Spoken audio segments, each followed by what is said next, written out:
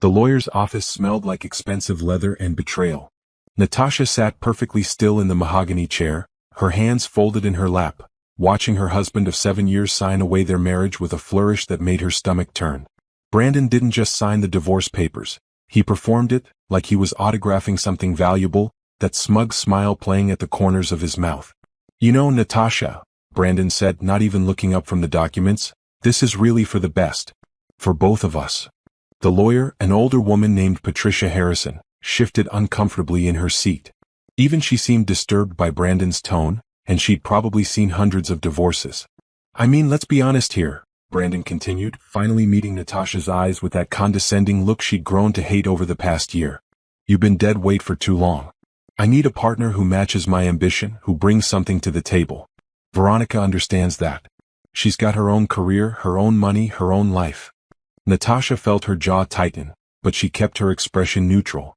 She'd practiced this moment in her head 1,000 times over the past 3 months, ever since she'd caught Brandon texting Veronica those disgusting messages. She'd known then that their marriage was over, but she'd waited. She planned. She prepared. "Veronica owns her own boutique," Brandon said, leaning back in his chair like he was king of the world. "She's got clients, connections, ambition. She doesn't just sit at home pretending to write articles that nobody reads." Patricia cleared her throat. "Mr. Mitchell, perhaps we should just focus on finalizing the paperwork." No, let me finish," Brandon interrupted, holding up his hand. "Natasha needs to hear this. Maybe it'll motivate her to actually do something with her life." He turned back to Natasha, his eyes cold. 7 years, and what do you have to show for it? A couple of blog posts? Some freelance articles for $50 here and there? You've been living off my salary, my benefits, my hard work. And you know what? I'm done carrying you." Natasha watched him, really looked at him, and wondered how she'd ever loved this man. His brown hair was styled too perfectly, his suit was too expensive for someone who constantly complained about money, and his face, God, his face, was twisted with such superiority that it made her want to laugh and cry at the same time. "I've set aside $2,000 for you," Brandon said, sliding a check across the table. "That should give you a few months to figure things out. Find a real job, maybe. Learn some skills. I'm being generous here, considering you brought nothing into this marriage and you're leaving with nothing." Patricia looked at Natasha with something like pity, which made everything worse. The lawyer probably saw Natasha as another woman discarded, another housewife left with nothing, another victim of a midlife crisis and a younger mistress. If only she knew. "Do you have anything to say?" Brandon asked, his eyebrows raised. "Any questions about the settlement?" Natasha picked up the pen. Her hand was steady, her mind was clear. She'd read through the divorce papers a dozen times already. Brandon's lawyer had been sloppy, arrogant, just like Brandon. They'd assumed she had no assets, no income, nothing to fight for. They'd given her the bare minimum, and Brandon thought he was being charitable.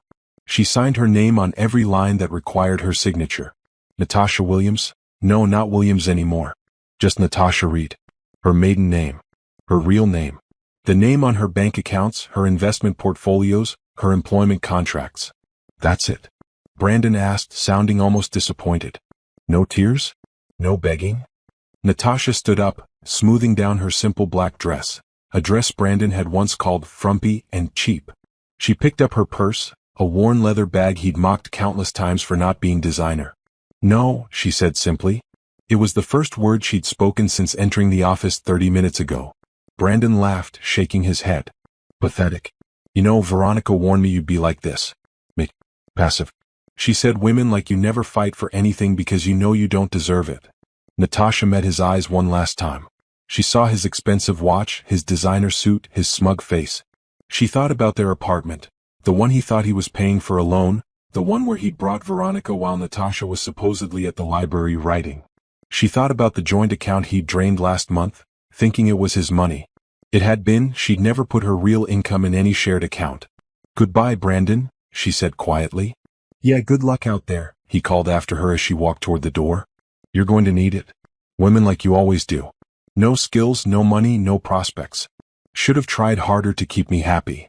Patricia started to say something, probably something professional about paperwork and court dates, but Natasha was already leaving. She walked through the glass doors of the law office, down the elevator, through the marble lobby, and out into the bright afternoon sunshine. She stood on the sidewalk for a moment, breathing in the fresh air, feeling the weight of 7 years lifting off her shoulders. Her phone buzzed in her purse, probably another message from her assistant about the project deadline, or maybe from her financial advisor about the new investment property she was closing on next week. Natasha hailed a cab and gave the driver an address in the upscale part of the city, the neighborhood Brandon had always said they could never afford. The neighborhood where her penthouse was waiting, the one she'd been buying in secret for the past 2 years, making payments from her real income, the income Brandon knew nothing about.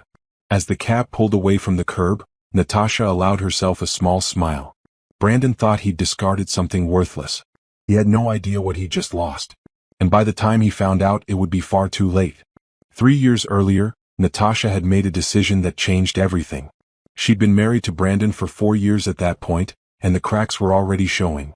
He'd started making comments about her lack of ambition, questioning why she wasn't making more money with her writing. He'd begun comparing her to his co-workers' wives, women who had corporate jobs and brought home steady paychecks. What Brandon didn't know, what he never bothered to ask about, was that Natasha had always been good with computers. Exceptional, actually. She'd gotten her degree in computer science before they met, but Brandon had never paid attention to that detail. When they'd married, he'd been so focused on his own career in sales that he'd barely glanced at her resume. He'd assumed her freelance writing was her only income and she'd never corrected him. The truth was far different. Natasha had started her real career 6 months into their marriage, when a former college friend reached out about a contract position at a tech startup. The company needed a senior software developer who could work remotely and didn't mind using a pseudonym for client-facing work. The pay was good, $85,000 for a 6-month contract. She'd said yes without telling Brandon. At first it was just practical. Brandon had become controlling about money, wanting to know exactly how much she made from each writing assignment.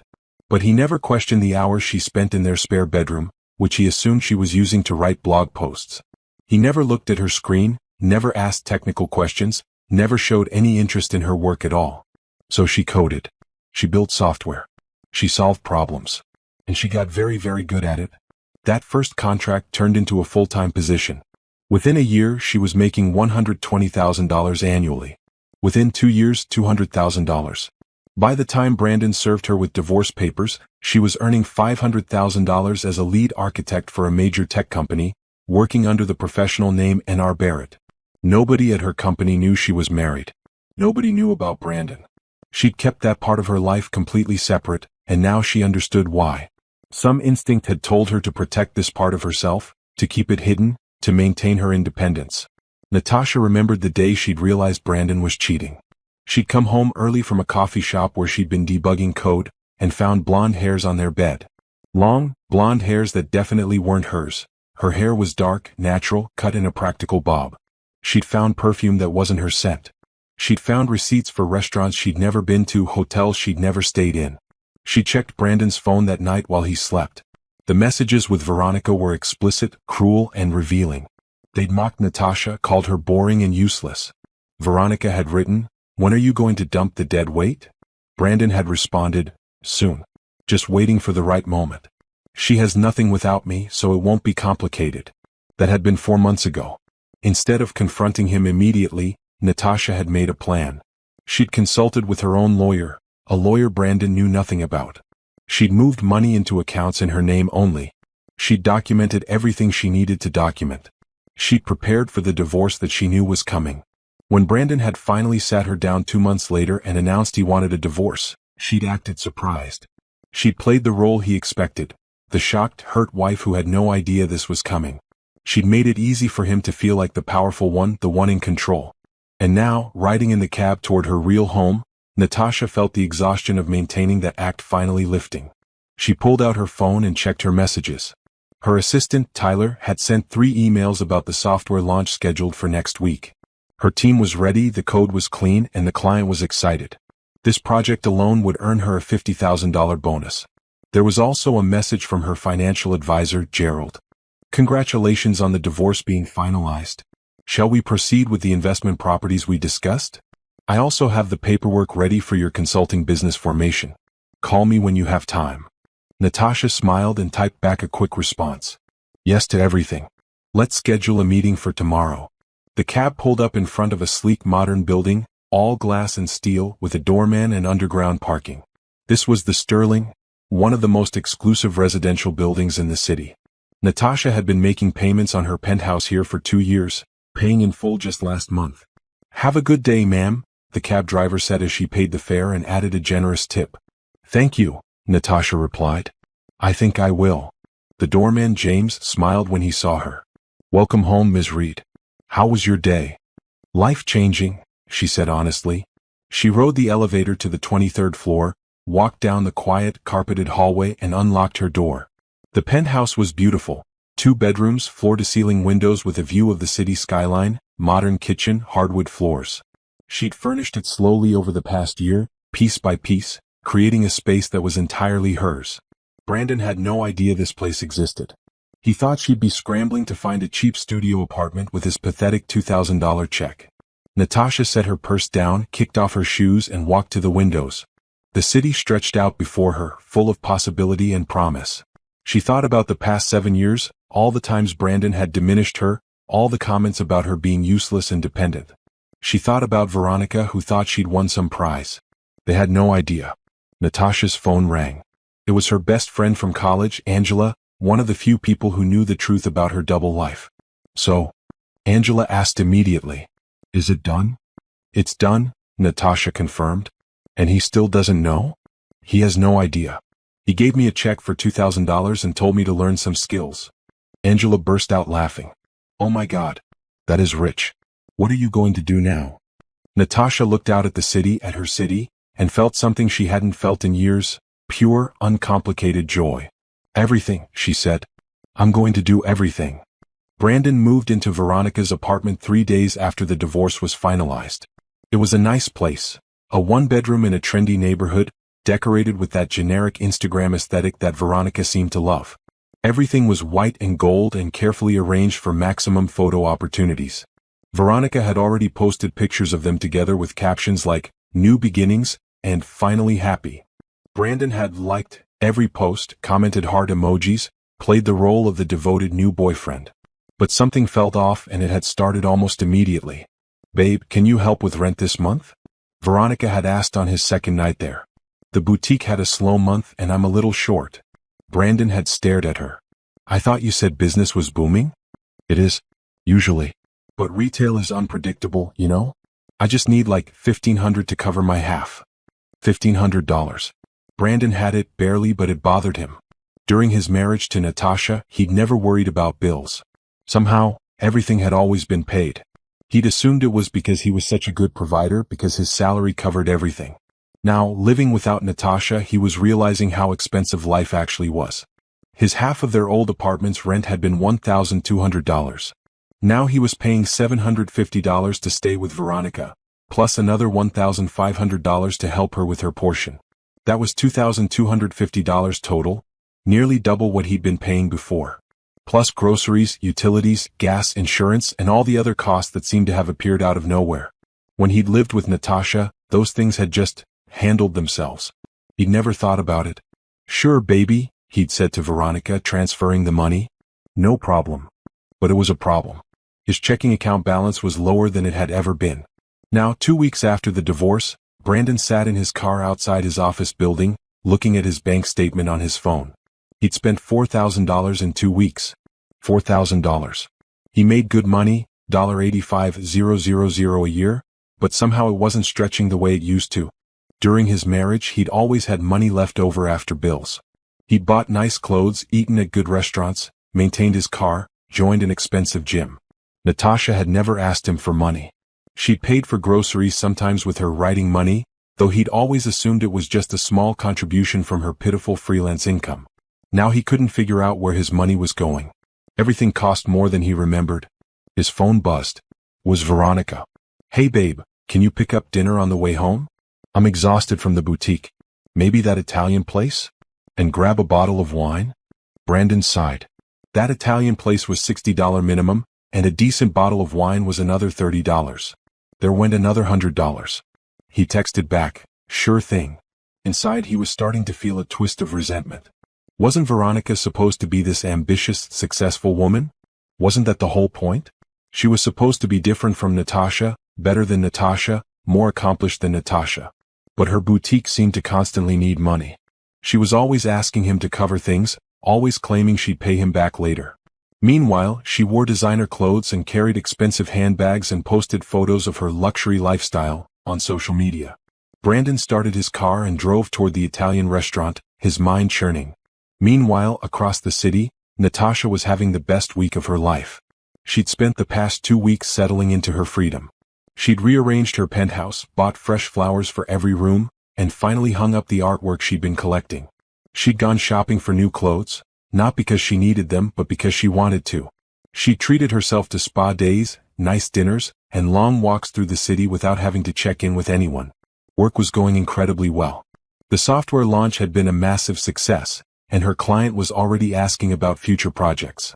Her boss had pulled her aside to discuss a promotion to Chief Technology Officer, a position that would come with a $600,000 salary plus stock options. "You're the obvious choice, NR," her boss had said, using her professional pseudonym. "Your work is exceptional, your leadership skills are outstanding, and the team respects you. I want to make this official by the end of the quarter." Natasha had accepted graciously, professionally, while inside she was celebrating. Chief Technology Officer. At 32 years old. With a salary that would make Brandon's eyes pop out of his head if he ever found out. Which he wouldn't. Because he was no longer part of her life. She'd blocked his number, blocked him on all social media, instructed her doorman to never let him up even if he somehow found her address. She'd created a clean break, a fresh start, a new chapter. Her lawyer had called earlier that week to confirm everything was finalized. The divorce was complete, the paperwork was filed, and Natasha was officially single. Patricia, the lawyer who'd witnessed Brandon's cruel speech, had added something unexpected at the end of the call. "Ms. Reed, I hope you don't mind me saying this, but I've been doing divorce law for 25 years. Your ex-husband is one of the most arrogant men I've ever encountered in this office. I hope you're doing well." Natasha had smiled. "I'm doing better than well, Patricia. Thank you." That evening, Natasha met Angela for dinner at an upscale restaurant they'd been wanting to try. Angela arrived wearing a bright red dress and a huge smile. "Look at you," Angela said, hugging her tight. "You're glowing. Actual glowing. This is the freedom glow." "I feel amazing," Natasha admitted as they sat down. "I didn't realize how much weight I was carrying until it was gone. Brandon was like this constant drain on my energy, always making me feel small and worthless. Now I wake up every morning and remember that I'm free." "Has he tried to contact you?" "Can't. I blocked him everywhere." Natasha picked up the wine list. "Let's order the expensive bottle. I'm celebrating." They ordered a $200 bottle of wine that made Angela's eyes widen, but Natasha just laughed. After years of hiding her success, she was finally able to enjoy it openly with people who actually cared about her. "So what's next?" Angela asked. "Career-wise, life-wise, all of it? CTO position is basically mine. I'm starting my own consulting business on the side. I'm traveling. I booked a trip to Japan next month. And I'm looking at investment properties." Natasha paused. "I'm building the life I always wanted without anyone telling me I can't or shouldn't." "You're living the dream," Angela said. "Meanwhile, Brandon is probably struggling to figure out how to pay rent." They both laughed, though Natasha felt no real malice toward Brandon. She just felt nothing. He was a closed chapter, a mistake she'd learned from, a person who no longer mattered. Her phone buzzed with an email notification. It was from a tech conference she'd applied to months ago. They wanted her to be a keynote speaker at their annual event in December. The topic: Success Without Compromise, Building Your Career on Your Own Terms. Natasha smiled and accepted the invitation. Brandon's world was shrinking. Hers was expanding. And it was only just beginning. It happened on a random Tuesday, 3 weeks after the divorce. Brandon was scrolling through social media during his lunch break, mindlessly clicking through posts, when he saw something that made him freeze. It was a photo from his former college roommate, Jerome. The caption read, "Amazing tech conference this weekend. Great keynote speeches, especially from the brilliant N.R. Barrett on software architecture. The future is bright." The photo showed Jerome standing next to a black woman in a professional navy suit, her hair styled in a sleek bob, holding what looked like an award or plaque. The woman was smiling, confident, standing at what appeared to be a conference podium with Tech Forward Annual Summit displayed on the screen behind her. The woman was Natasha. Brandon dropped his phone. He picked it up again, zooming in on the photo, his heart pounding. That was definitely his ex-wife. Same face, same features, but she looked different. She looked polished, professional, powerful. Nothing like the frumpy, unsuccessful woman he'd convinced himself she was. Who the hell was N.R. Barrett? He clicked on Jerome's profile and scrolled back through his posts. There, another photo from 6 months ago. Great discussion on emerging tech trends with N.R. Barrett and the team from Innovate Tech Solutions. This woman is a genius. Innovate Tech Solutions. Brandon knew that name. They were a major player in the tech industry, one of the fastest growing companies in the country. They did government contracts, enterprise software, cutting-edge development work. And Natasha worked there? No, that couldn't be right. Natasha was a failed freelance writer who made maybe $10,000 a year if she was lucky. Natasha spent her days at home, supposedly writing articles that nobody read. She had no skills, no ambition, no career. Brandon's hands were shaking as he opened a new browser and searched N.R. Barrett Innovate Tech. The results made his blood run cold. Article after article popped up. N.R. Barrett leads revolutionary cloud architecture project. Innovate Tech's Barrett wins Developer of the Year award. How N.R. Barrett built the most secure government database in U.S. history. He clicked on the most recent article, published just last week. It was from a major tech publication. N.R. Barrett, lead software architect at Innovate Tech Solutions, has been promoted to Chief Technology Officer, making her one of the youngest CTOs in the industry. Barrett, who has maintained a relatively low public profile despite her groundbreaking work, brings 10 years of experience in software development and cybersecurity to her new role. Under her leadership, Innovate Tech has secured contracts worth over $50 million and developed some of the most advanced software systems in both private and public sectors. Brandon read the article 3 times, each time feeling sicker. There was a professional photo of Natasha. No N.R. Barrett, looking absolutely nothing like the woman he'd divorced.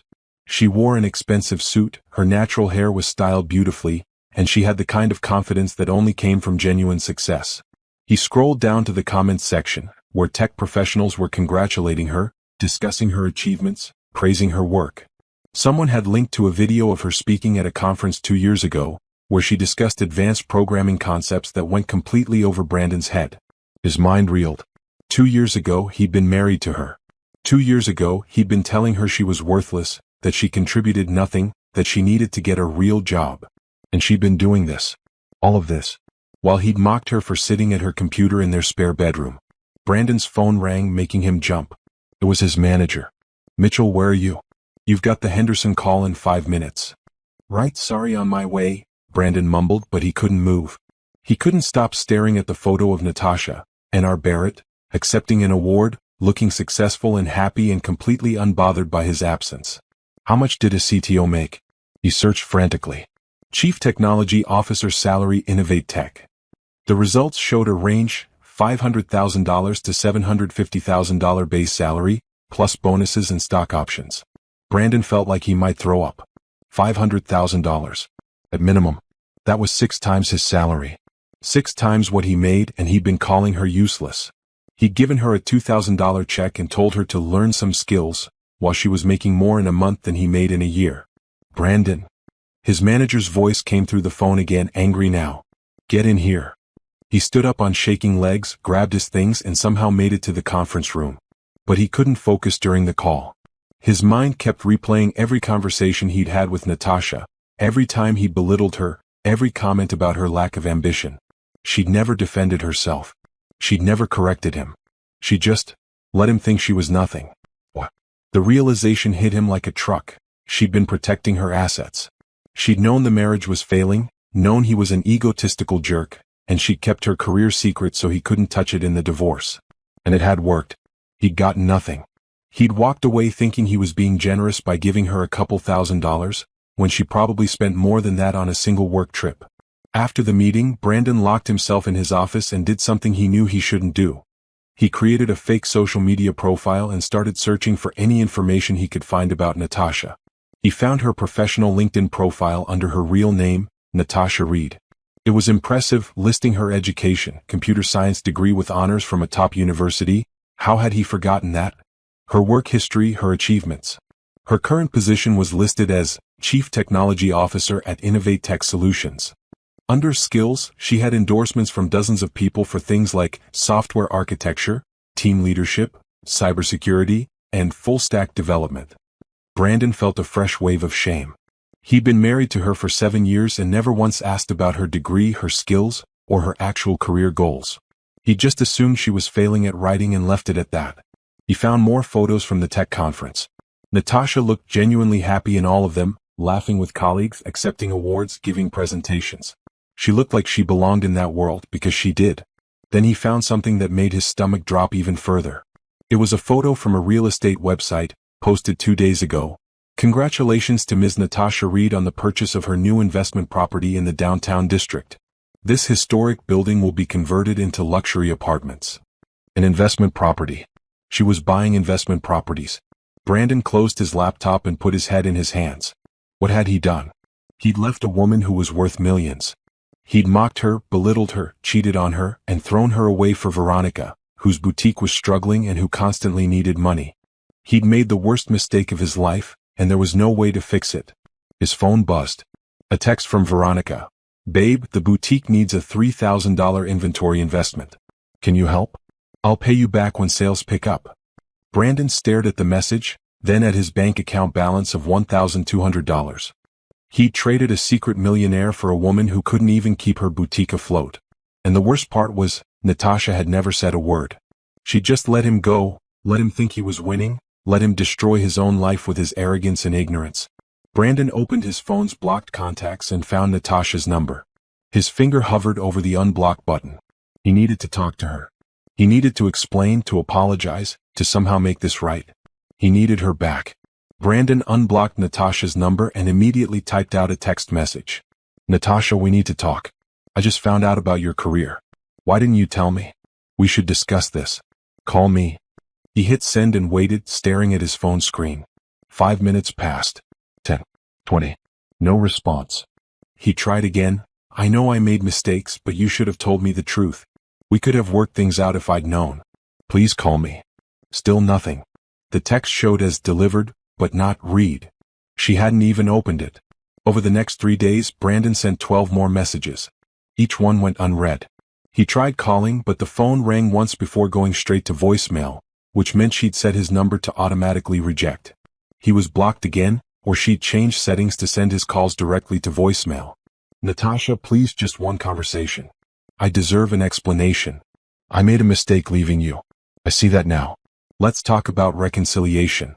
You lied to me about who you were. That's not fair. At least give me a chance to understand. Every message was delivered but never read. Brandon became obsessed.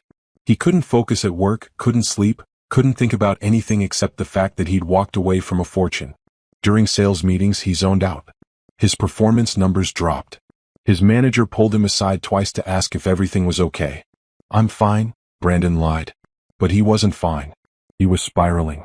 He showed up at their old apartment building one afternoon, thinking maybe Natasha was still living there, but the landlord told him she'd moved out weeks ago and left no forwarding address. He tried to get information about where she'd gone, but the landlord refused to share anything. Privacy laws, the landlord said firmly. I can't help you. Brandon sat in his car outside the building, feeling desperate and foolish. Where did she live now? Somewhere expensive, obviously. Somewhere he couldn't afford to visit without looking like the failure he was becoming. He tried searching for her on social media again, but her personal accounts were all set to private. Her professional accounts showed only work-related posts. No personal information, no location tags, nothing he could use to find her. At home, Veronica was getting suspicious. Who do you keep texting? She asked one night as Brandon frantically sent another message to Natasha's unresponsive number. Just work stuff, he muttered. You've been weird ever since the divorce finalized. Are you having regrets?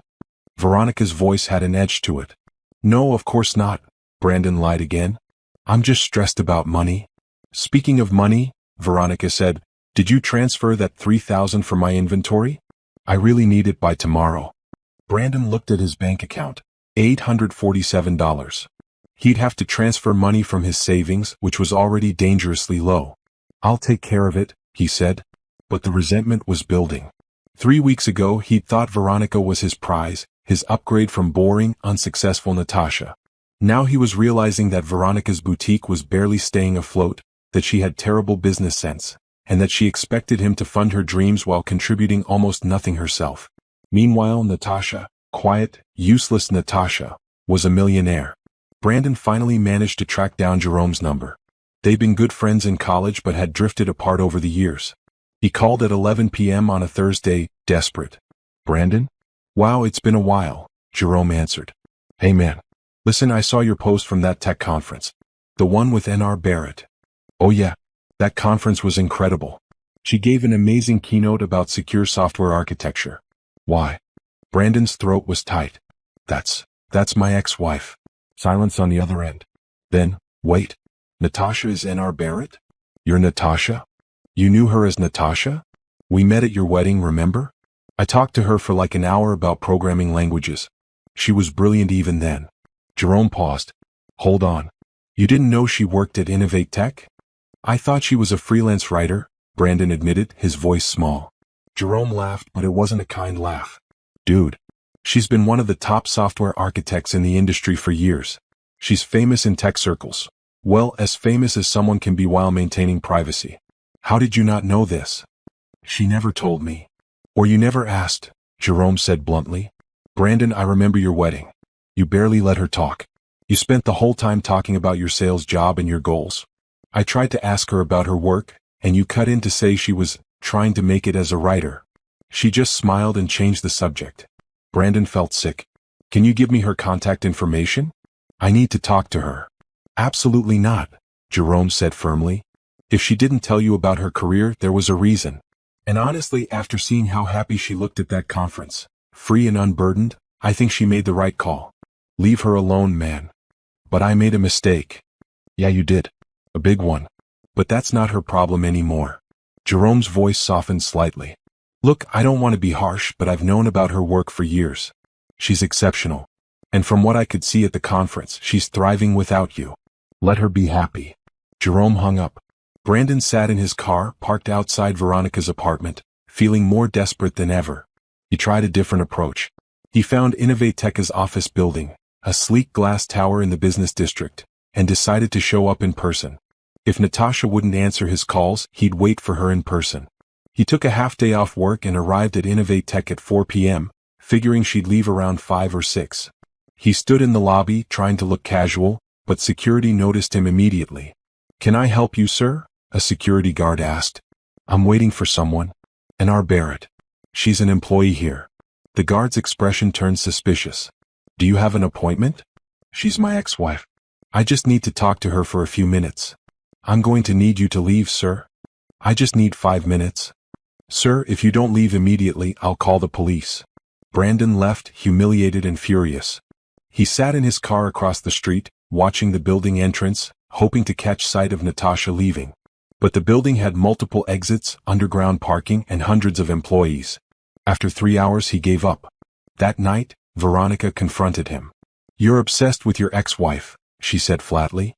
"I'm not stupid, Brandon. You've been acting strange ever since the divorce. What's going on?" Brandon wanted to lie, but he was too tired, too defeated. "She's not who I thought she was." "What does that mean?" "She's rich. Like really rich. She's been making hundreds of thousands of dollars while we were married, and I had no idea." Veronica's expression changed from suspicious to calculating. "Wait, she has money? How much money?" "She's a chief technology officer. Probably making $500,000 a year at least." Veronica's eyes widened. "And you divorced her? Are you insane?" "I didn't know." "How did you not know? How does someone not know their spouse makes that much money?" "She kept it secret." Veronica started laughing, a bitter, angry sound. "Oh my God. You're such an idiot. You left a millionaire for me in my struggling boutique. This is incredible. Can we not do this right now?" Brandon snapped. "Do what?" "Point out what a massive mistake you made." Veronica grabbed her purse. "I'm going out. I need to think about whether this relationship is even worth my time if you're going to spend every day pining after your rich ex-wife." She slammed the door on her way out. Brandon sat alone in Veronica's apartment, surrounded by her expensive furniture that she couldn't actually afford, wearing clothes he'd spent too much money on, living a life that was rapidly falling apart. He pulled out his phone and typed one more message to Natasha. She'd made a deliberate choice to see what he would say. Some part of her had known this was coming, knew that once he discovered the truth, he'd try to come back. She read each message with growing disgust. "I deserve an explanation. Let's talk about reconciliation." You lied to me. Not once did he take real responsibility. Not once did he say, I was wrong to treat you the way I did, without immediately following it with a justification or a blame shift. Every message was about what he deserved, what he needed, what he wanted. Natasha deleted each message after reading it and moved on with her day. She was thriving. The CTO position was officially hers, and she'd spent the last 2 weeks building her new team, restructuring departments, and planning the company's technical roadmap for the next 3 years. Her colleagues respected her, her boss trusted her judgment, and she was finally getting the recognition she deserved. Outside of work, she'd started therapy with Dr. Michelle Patterson, a Black woman psychologist who specialized in helping people recover from emotionally abusive relationships. Their first session had been difficult. Natasha hadn't realized how much damage Brandon's constant criticism had done to her self-esteem. You weren't just hiding your career from him, Dr. Patterson had said gently. You were hiding yourself, your true self, because he made it clear that your real achievements didn't matter to him. Natasha had cried in that session, finally releasing years of suppressed hurt and anger. But afterward, she'd felt lighter, clear, more certain that leaving Brandon was the best decision she'd ever made. Now, 3 weeks into her new life, she was learning how to fully inhabit her success without apologizing for it. She'd started accepting social invitations from colleagues. She'd joined a book club. She'd signed up for a painting class she'd always wanted to try. She was building a life that was rich and full and entirely her own. Then Brandon showed up at her office building. Security called her immediately. Miss Barrett, there's a man in the lobby claiming to be your ex-husband. He's asking to see you. We've asked him to leave, but I wanted to confirm. Do you know this person? Yes, Natasha said, her voice steady. His name is Brandon Mitchell. He is my ex-husband, and I have no desire to see him or speak with him. If he returns, please call the police. Understood. We've already escorted him out, but I'll add him to our security watch list. Thank you. That evening, Natasha called her lawyer, Patricia. He's not taking the hint, Natasha explained. He's found out about my career, and now he's trying to contact me constantly. He showed up at my workplace today. Do you want to pursue a restraining order? Patricia asked. I was hoping it wouldn't come to that. I understand, but if his behavior escalates, that's your best option. In the meantime, document everything. Save all messages, note any appearances, keep a record. If you need legal protection, you'll have evidence. Natasha created a folder on her computer labeled Brandon Harassment and started saving screenshots of every text message, every call attempt, every piece of evidence that showed his refusal to respect her boundaries. A week later, Angela came over for their regular dinner. He won't stop, Natasha said, showing Angela the latest batch of messages. Angela read through them, her expression darkening. These are manipulative as hell. Look at this one. I deserve an explanation. No, he doesn't. He deserves nothing from you. Part of me wonders if I should just respond once, tell him to leave me alone, make it clear. Don't, Angela said firmly. That's what he wants. Any response is engagement, and engagement gives him hope that he can change your mind. You need to stay completely silent. I know you're right. It's just exhausting. Then let's get that restraining order. You shouldn't have to deal with this. The next day, Natasha went back to Patricia's office and filed for a restraining order. She provided all the evidence, the texts, the call logs, the security report from her office building. Patricia assured her they had a strong case.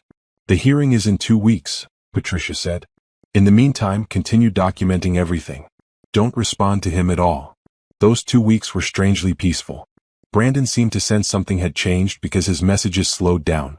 Maybe he'd consulted a lawyer of his own. Maybe he'd finally realized she was serious about not wanting contact. Natasha used the time to focus on herself. She booked the trip to Japan she'd been planning, scheduled for next month. She bought new furniture for her penthouse. She had lunch with her parents and finally told them the whole story, the secret career, the divorce, Brandon's current harassment. Her mother had cried, not from sadness but from pride. You protected yourself, she'd said. You were smart. And now look at you, successful, independent, free. I'm so proud of you, baby. Her father had been less emotional but equally supportive. That boy never deserved you. I always thought he talked too much and listened too little. You're better off. The court hearing for the restraining order was short and straightforward. Brandon had been served with notice and actually showed up, which surprised Natasha. He looked terrible. His suit was wrinkled, he had dark circles under his eyes, and his usual arrogance was gone, replaced by something that looked like desperation. The judge reviewed the evidence quickly, the dozens of unreturned messages, the appearance at her workplace despite being asked to leave, the pattern of harassment. "Mr. Mitchell, do you have anything to say?" the judge asked. Brandon stood up. "Your Honor, I just want to talk to my ex-wife. I made mistakes, but I deserve a chance to apologize properly. She lied to me throughout our marriage and I just need closure." The judge's expression turned cold. "Ms. Reed was under no obligation to share her financial information with you, especially given that the marriage was ending. She has made it clear she doesn't wish to have contact with you, and you have repeatedly violated those boundaries. I'm granting the restraining order." The judge outlined the terms. Brandon couldn't contact Natasha directly or indirectly, couldn't come within 500 feet of her home or workplace, couldn't contact her friends or family on her behalf. "If you violate this order, Mr. Mitchell, you will be arrested. Do you understand?" "Yes, Your Honor," Brandon said quietly. Natasha felt a weight lift off her shoulders. It was really over. Legally, officially, completely over. As they left the courthouse, Brandon tried to catch her eye, tried to mouth something to her, but she looked straight ahead and walked past him without acknowledgement. Outside, Patricia gave her a congratulatory hug. "You're free. Really, truly free." Natasha smiled. "I know." That night, she celebrated with Angela, toasting with expensive wine in her beautiful penthouse with the city lights twinkling outside her windows. "To freedom," Angela said, raising her glass. "To new beginnings," Natasha added. They clinked glasses and Natasha felt something she hadn't felt in 7 years, complete peace. Brandon was in her past. He couldn't hurt her anymore. He couldn't reach her anymore. He couldn't diminish her anymore. She had stood firm, held her boundaries, and protected herself. And now, finally, she could fully step into the life she'd always deserved. Brandon's life unraveled quickly after the restraining order. The court order meant he couldn't contact Natasha at all. Not through text, not through social media, not through mutual friends. He was legally barred from going anywhere near her. For someone who'd spent the last month obsessing over his ex-wife, the forced distance felt like a prison sentence. But the restraining order was just the beginning of his problems. Veronica left him 2 days after the court hearing. "I can't do this," she'd said, standing in her apartment with her arms crossed. "You're broke, you're obsessed with your ex, and honestly, you're bringing me down. My boutique is struggling enough without dealing with your drama." "I'm not broke," Brandon had protested weakly, though they both knew it was a lie. His bank account was hovering around $300, and he had credit card bills piling up.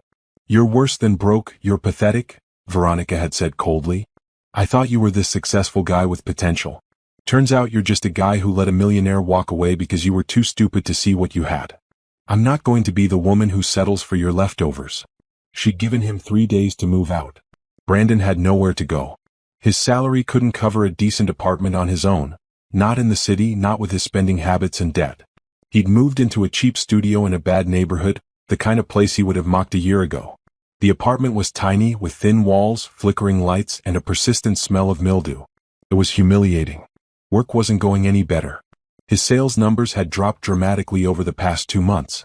He'd missed quotas 3 months in a row, and his manager had put him on a performance improvement plan. "Brandon, I don't know what's going on with you personally, but you need to figure it out," his manager, Tom, had said during their review meeting. "Your numbers are in the bottom 10% of the team. You're distracted, you're missing calls, you're showing up late. This isn't the performance we expect from senior sales associates." "I'll do better," Brandon had promised, but he couldn't focus. Every sales call reminded him that he'd lost a woman who made 10 times what he did. Every client rejection felt like the universe confirming what he was starting to believe. He was a failure. One afternoon, his mother called. "Brandon, honey, I heard about the divorce," she said carefully. "Are you okay?" "I'm fine, Mom. Your Aunt Rita told me she saw Natasha at some tech conference on TV. She said Natasha looked wonderful and was giving a speech about software development. I didn't know she worked in tech." Brandon closed his eyes. Of course his family was finding out. Of course they were seeing Natasha's success while watching his life fall apart. "Yeah, it turns out she had a whole career I didn't know about," he said bitterly. "What do you mean you didn't know? Wasn't she your wife?" "She kept it secret, Mom. She lied to me for years." There was a long pause. Then his mother said something that cut deep. "Or maybe you never bothered to ask. Your father and I always thought you talked too much and listened too little. That poor girl spent 7 years with you, and I'm starting to think we didn't know her at all, because you didn't know her at all." "Mom?" I'm disappointed in you, Brandon. Not because of the divorce, but because of how you're handling it. From what Rita told me, Natasha seems to be doing just fine. Maybe you should focus on your own life instead of whatever you're doing now. She hung up. Brandon sat in his depressing studio apartment, surrounded by unpacked boxes, eating instant noodles for the third night in a row because he couldn't afford anything else, and felt the full weight of his mistakes crashing down. He'd lost Natasha. He'd lost Veronica. His family was disappointed. His career was failing. His friends, what few he had left, were avoiding him because all he did was complain about his ex-wife. He opened his laptop and searched for Natasha one more time, even though he knew he shouldn't. Her LinkedIn profile showed a new update. She'd been featured in a major business magazine's 30 Under 35 list of tech innovators. The article included an interview. "What's your secret to success?" the interviewer had asked.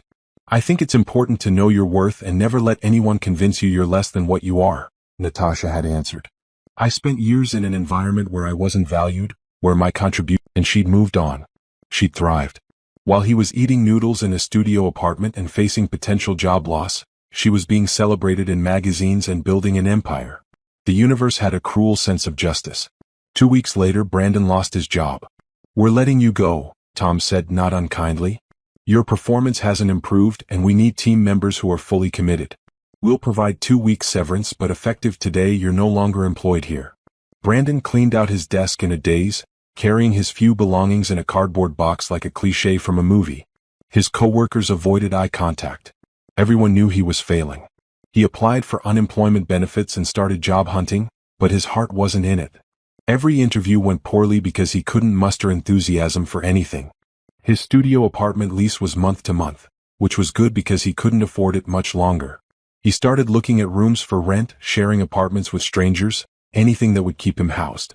One night, scrolling through social media on his fake profile, he saw a post from Jerome. "Amazing conversation with N.R. Barrett about her new consulting business. She's launching a tech mentorship program for underrepresented groups in STEM. This woman's impact is incredible." A consulting business. On top of her CTO position. Natasha was expanding her empire while Brandon couldn't even keep a job. He thought about sending her another message. Just one more, even though it would violate the restraining order. Just to tell her he was sorry, that he understood now, that he would give anything to go back and treat her differently. But he didn't. Because he knew it wouldn't matter. Nothing he said could change what he'd done or who he'd been. Brandon had spent 7 years of marriage thinking he was the prize, thinking he was carrying dead weight, thinking he deserved better than Natasha. Now he was alone, broke, jobless, and facing the truth. Natasha had always been the prize. And he'd thrown her away without a second thought. While Brandon's world crumbled, Natasha's world expanded in ways she'd never imagined. The CTO position turned out to be everything she'd hoped for and more. She had a team of 30 developers under her leadership, a budget of $10 million for new projects, and direct access to the CEO and board of directors. Her input shaped the company's entire technical direction. But more than that, she felt respected, valued. Her first major project as CTO was overseeing the development of a cybersecurity platform for federal agencies. It was complex, high-stakes work that required coordination across multiple teams, and Natasha handled it flawlessly.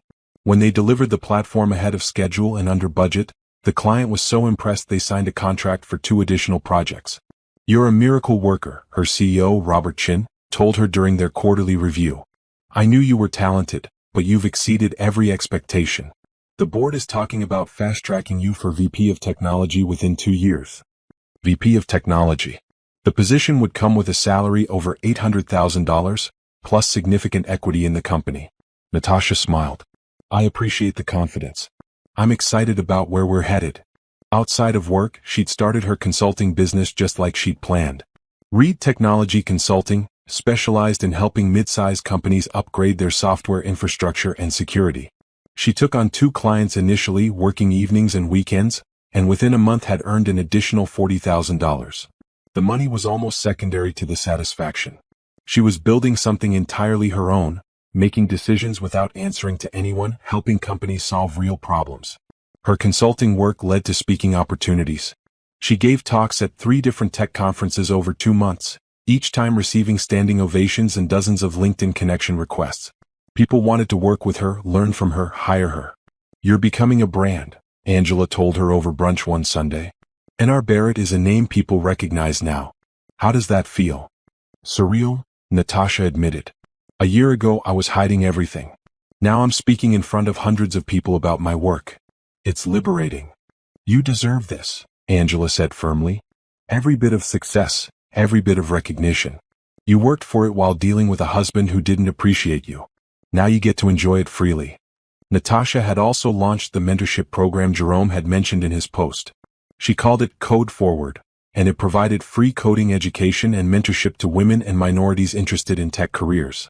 She'd partnered with 3 local community colleges, recruited 5 other senior developers to volunteer as mentors, and secured funding from tech companies who wanted to support diversity initiatives. The program launched with 30 students. Within 3 weeks they had a waiting list of 200. This is incredible, one of her co-mentors, a senior developer named Kimberly, said during their planning meeting. These students are so eager to learn. You're changing lives, Natasha. We're changing lives, Natasha corrected, but she felt the impact deeply. Many of the students reminded her of herself at that age, talented, ambitious, but unsure if they belonged in tech spaces that often felt unwelcoming. One student, a 19-year-old named Tasha, approached her after the second class. Ms. Reed, can I ask you something personal? Of course. How did you make it? Like really make it? There's so many people telling me I can't do this, that tech isn't for people like me. How did you push through? Natasha thought about Brandon, about all his dismissive comments, about all the time she'd had to hide her success to protect herself. I stopped waiting for permission to be great, Natasha said. I stopped letting other people's small opinions make me small. You're here because you're talented and you're determined. Don't let anyone tell you otherwise, and that includes yourself. Tasha's eyes filled with tears. Thank you. I needed to hear that. These moments made everything worthwhile. 3 months after the divorce, Natasha traveled to Japan like she'd planned. She spent 2 weeks exploring Tokyo, Kyoto, and Osaka, visiting temples and museums, eating incredible food, and finally taking the time to just exist without pressure or responsibility. She posted photos from her trip on her personal social media, which was still private, but she'd started accepting friend requests from colleagues and people in her professional network. The photos showed her smiling in front of cherry blossoms, trying calligraphy, walking through bamboo forests.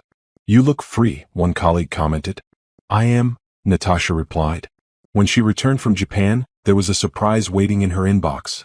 An invitation to speak at TechCon, one of the largest and most prestigious tech conferences in the world. The organizers wanted her to give a keynote address about leadership in tech. This is huge, her assistant Tyler said when she told him.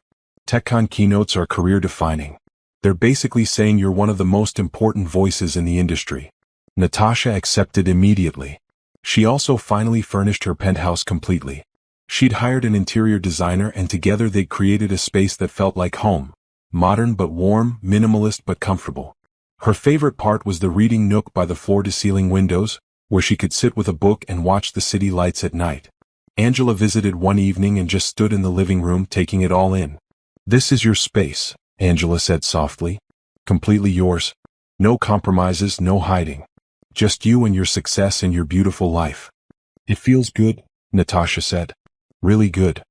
That night, curled up in her reading nook with a glass of wine and a novel she'd been meaning to read for months, Natasha reflected on how far she'd come. 6 months ago, she'd been sitting in a lawyer's office listening to Brandon call her useless. She'd been hiding her income, her achievements, her entire professional identity. Now she was a CTO, a consultant, a speaker, a mentor, and a business owner. She was respected in her industry, financially secure, and genuinely happy. The best revenge, she realized, wasn't making Brandon pay for what he'd done. It was building a life so fulfilling that he became completely irrelevant to it. She didn't think about him much anymore. When she did, it was with a distant sort of bemusement, like remembering an embarrassing phase she'd gone through years ago. He'd been a chapter in her life, a learning experience, but he wasn't her story. Her phone buzzed with a message from a number she didn't recognize. Ms. Reed, this is Preston Cole from Venture Capital Partners. We're interested in discussing potential funding for your consulting business if you're considering expansion. Would you be open to a conversation? Natasha smiled. Venture capitalists were reaching out to her now. Her little side business was attracting serious attention. She typed back, I'd be interested in hearing more. Let's schedule a call. The future stretched out before her, full of possibility and promise. And Brandon wasn't in it at all. Natasha hadn't thought about Brandon in weeks when she saw him at the TechCon conference.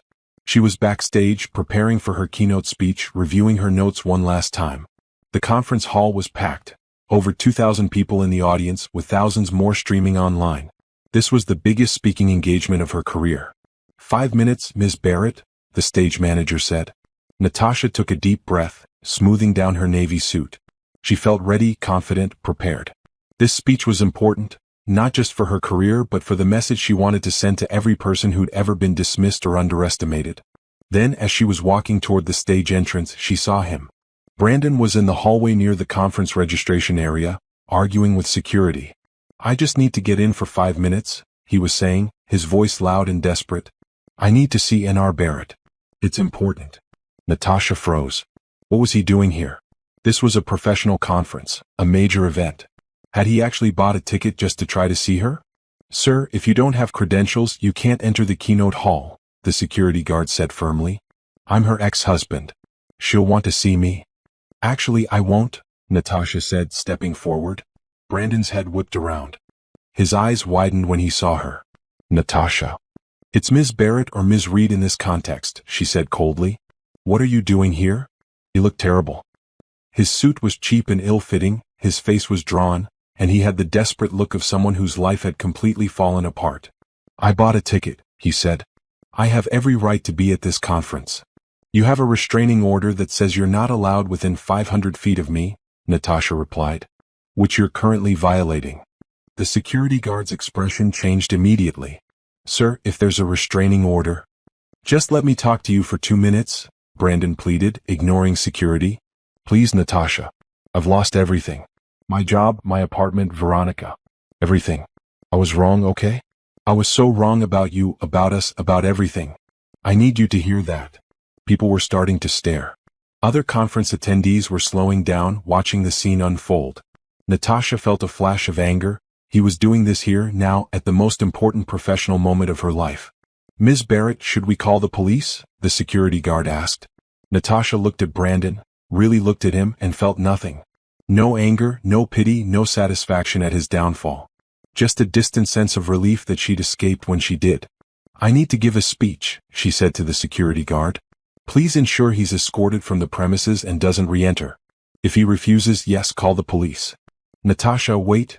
Brandon started forward, but 2 security guards blocked his path. "You called me useless," Natasha said quietly, and her voice was so cold that Brandon stopped moving. "You told me I was dead weight.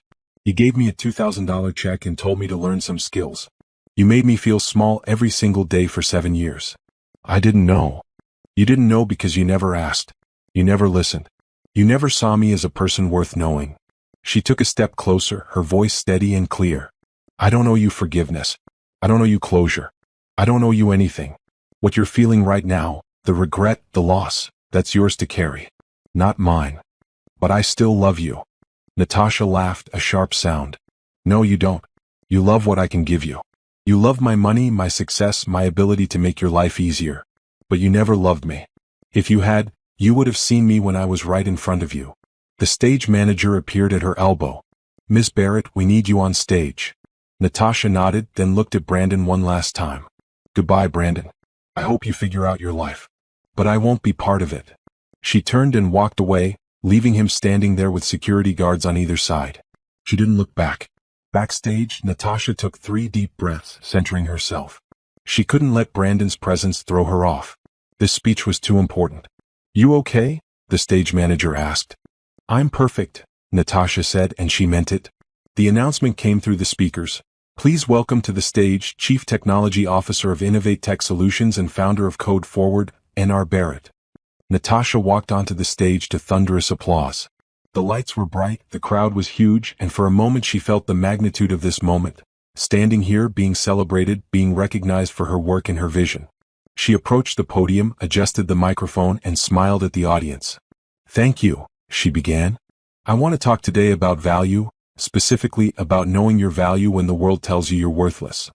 The audience leaned forward, engaged. "I spent years of my life in an environment where I was told daily that I wasn't enough, that I didn't contribute, that I was lucky to have what I had because I didn't deserve it." She paused. "Some of you know what that feels like. Maybe it was a job, a relationship, a family dynamic. Maybe it was an entire industry telling you that you didn't belong. Heads nodded throughout the audience. Here's what I learned. Other people's inability to see your value does not diminish your value. Their blindness is not your burden to carry. Your worth exists whether or not anyone acknowledges it. More applause. I could have spent years trying to prove myself to someone who was determined not to see me. Instead, I focused on building something real, skills, experience, a career that was mine. And when the time came to walk away from that toxic environment, I walked away whole. Because I'd never given my power to someone who didn't respect it. She looked out at the crowd, seeing so many faces, young people, older professionals, people of all backgrounds who'd come to hear her speak. My message to you is simple. Don't shrink yourself to fit into spaces that weren't built for you. Build your own spaces. Create your own opportunities. Surround yourself with people who see your value and celebrate it. And never, ever let someone convince you that you're less than what you are. The audience erupted in applause. People stood up, the ovation growing louder and longer. Natasha continued her speech, discussing leadership, innovation, and the future of technology. She talked about her mentorship program, about creating inclusive spaces in tech, about using success to lift others up. When she finished, the standing ovation lasted a full 2 minutes. People were wiping tears from their eyes, nodding enthusiastically, taking notes. As Natasha left the stage, 3 different conference attendees stopped her to say her speech had changed their perspective, given them courage, inspired them to stop accepting less than they deserved. Tyler was waiting in the wings with her phone. You have 27 new speaking requests, 6 interview requests from major publications, and something from venture capital partners about wanting to fund a major expansion of Code Forward. Natasha smiled. Forward them all to my assistant. We'll review tomorrow.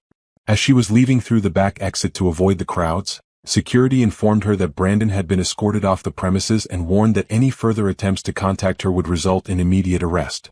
Thank you, Natasha said sincerely. She stepped out into the late afternoon sunshine, feeling lighter than she had in years. She'd faced Brandon, said what needed to be said, and moved on without breaking stride. Her phone buzzed. It was Angela. I watched the live stream. You were amazing. That speech brought me to tears. So proud of you. Natasha replied, Thank you. I meant every word. She hailed a cab back to her hotel, already thinking about her next project, her next goal, her next achievement. Brandon had wanted closure. She'd given him something better, the truth. And now she was free to continue building the life she deserved. A life full of success, respect, and genuine happiness. A life that had no room for people who couldn't see her worth. A life that was entirely, beautifully her own. 6 months after the conference, Natasha stood in her new office on the 40th floor of a downtown high-rise.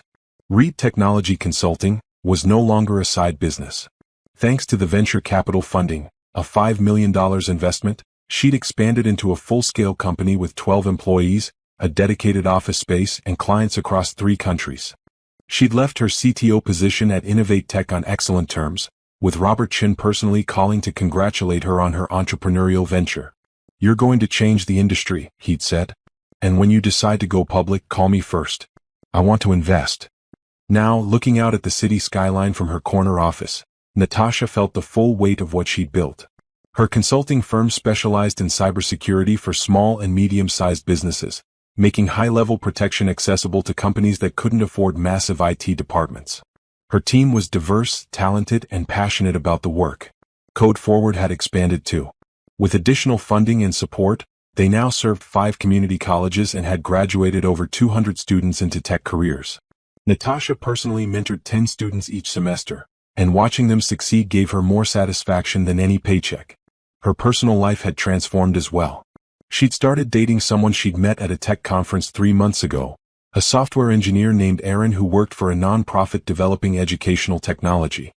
He was kind, funny, genuinely interested in her work, and secure enough in himself to celebrate her success without feeling threatened by it. Their relationship was still new and Natasha was taking it slow. She wasn't in a rush to get serious or make commitments. But she enjoyed his company, appreciated how he listened when she talked, and liked that he valued her for who she actually was. No pressure, Aaron had said on their 3rd date. I just want to spend time with someone I admire and enjoy. Whatever this becomes, I'm good with it. That lack of pressure was refreshing. No games, no manipulation, no attempts to make her feel small so he could feel big. Just two people getting to know each other honestly. Her finances were stronger than ever. Between her business income, investments, and the equity she'd retained from Innovate Tech, her net worth had crossed $3 million. She'd bought 2 investment properties, established a robust retirement fund, and still had money left over to travel and enjoy life. She'd been to Spain, Morocco, and Thailand in the past 6 months. She'd taken cooking classes, learned pottery, joined a professional women's networking group, and reconnected with old friends she'd lost touch with during her marriage to Brandon. Her parents visited often, staying in her guest bedroom and marveling at everything she'd accomplished. "I always knew you were special," her mother said. "But seeing you like this, confident, successful, happy, it's more than I ever imagined." As for Brandon, Natasha heard through the grapevine that he'd moved to a different city, taken a lower-level sales job, and was living in a shared apartment with 2 roommates. Apparently, he'd finally stopped trying to contact her, accepting that she was never going to respond. She didn't wish him ill. She just didn't think about him at all. One afternoon, Tasha, the young student from Code Forward, came to Natasha's office for their mentoring session. "I got the job offer," Tasha said, her eyes shining with excitement. "Junior developer position at a startup. They're offering $50,000 to start, plus benefits. Ms. Reed, a year ago I was working retail and thinking I'd never make it in tech. Now I'm actually doing it." Natasha hugged her. "You did this. You put in the work, learned the skills, and earned this opportunity. I'm so proud of you." "I wouldn't have believed I could without you," Tasha said. "You showed me that someone like me could succeed in this industry. That I didn't have to shrink myself or hide who I was. That mattered more than any technical knowledge you taught me." After Tasha left, Natasha sat at her desk and thought about how far she'd come. 2 years ago, she'd been hiding her entire career from her husband, living a double life, protecting herself from someone who should have been her partner. Now she was living authentically, building businesses, mentoring others, and creating the exact life she wanted. Her assistant knocked on the door. "Ms. Reed, you have a call from that reporter at Business Week.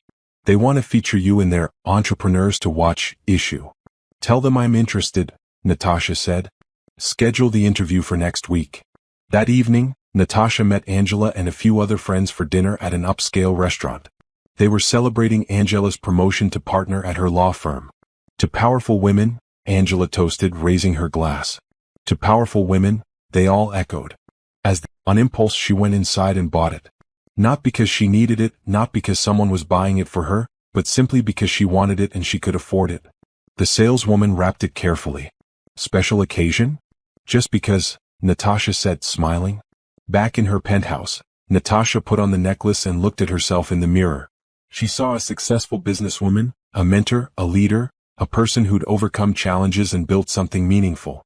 She saw herself clearly for the first time in years. Her phone buzzed with a text from Aaron. "Hope you had a good day."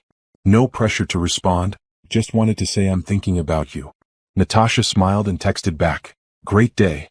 Want to have dinner this weekend?" "Definitely." She set her phone down and walked to her windows, looking out at the city lights. Somewhere out there, Brandon was probably still struggling, still regretting, still living with the consequences of his choices. But that wasn't her concern anymore. She'd moved beyond him, beyond that chapter of her life, beyond the person she'd been when she thought she had to hide her success to keep the peace. She'd learned the most important lesson of her life. You can't build a real relationship with someone who refuses to see you. You can't make someone value you if they're determined to diminish you. The only person who can truly save you is yourself. And she'd saved herself. Natasha had walked away from a marriage that was killing her spirit, protected her assets, built an empire, and created a life that honored her worth. She'd gotten her revenge not through cruelty or retaliation, but through success. Through living well. Through becoming exactly who she was always meant to be. And standing there in her beautiful home, wearing a necklace she'd bought herself, looking forward to dinner with someone who actually respected her, Natasha realized something profound. This wasn't just a happy ending. This was a powerful beginning.